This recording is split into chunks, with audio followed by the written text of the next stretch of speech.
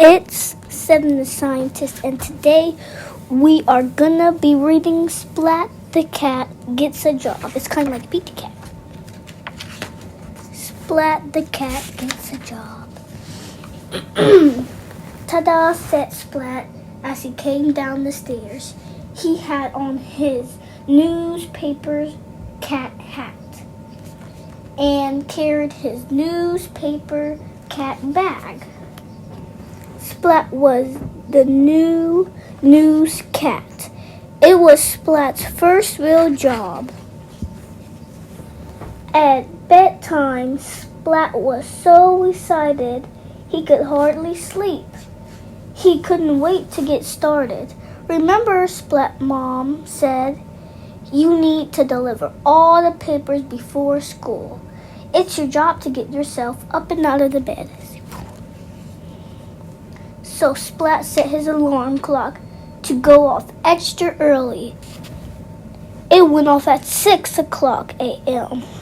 Splat hit the snooze button and went off again at 6:10. Seymour hit the snooze button. Seymour is his name. Splat snoozed until 7 o'clock, he cried. Splat threw on clothes and raced down the stairs. He found the newspapers on his front step. He stuffed them into his news cat bag. Wow! Splat dragged the papers from house to house.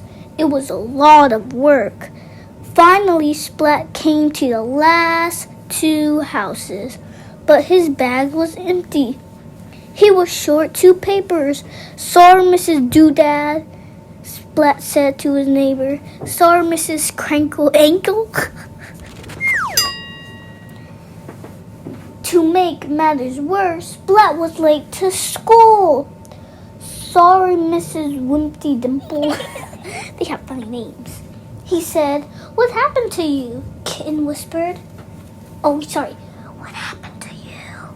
Kitten whispered.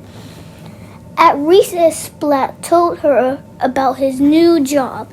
I am terrible, newscat, he said. First, I overslept. Then I lost 2 papers.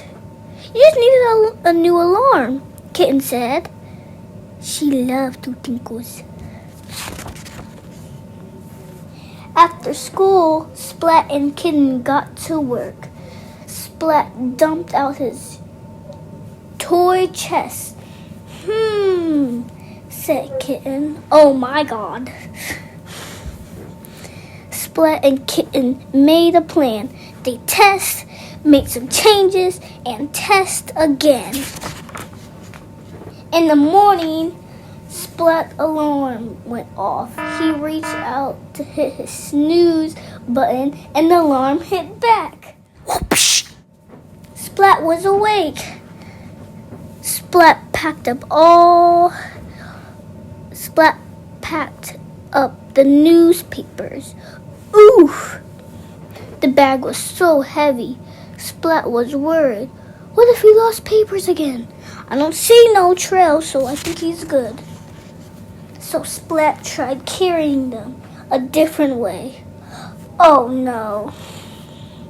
He rode from house to house, tossing the papers. As a few landed just right. Just a few. Most of them did not. Oh my God. Sorry, Mrs. Doodad, Splat said. Sorry, Mrs. Kinkly Ankle. So one of them landed inside Doodad's coffee and, oh my God, not in the hair. Splat told Kitten his new problem. I'll never be able to toss papers. Like the pros? Do. He mowed. You just need a slingshot. What? Kitten told Splat. They made a plan. Oh no. Splat and Kitten test. Oh wow. He has some good imagination.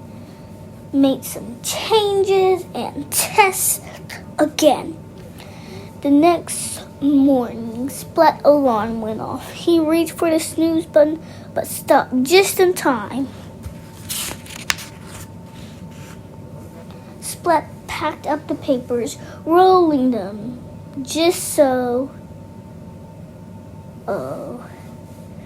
Then Splat wobbled from house to house. How do cats? I know that cats could land on their feet. I don't know about that one. Riding while aiming the slingshot was tricky. Yeah, riding on the one bike, wow. Not that good.